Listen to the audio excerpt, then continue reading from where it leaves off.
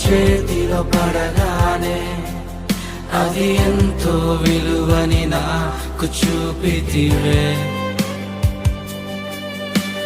జీవమే లేని నాలోని జీవమును నింపుటకు నీ జీవితాన్నే తారబోసితివే.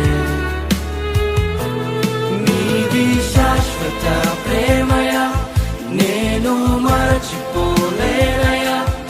ఎన్ని యుగాలైనా మారదు.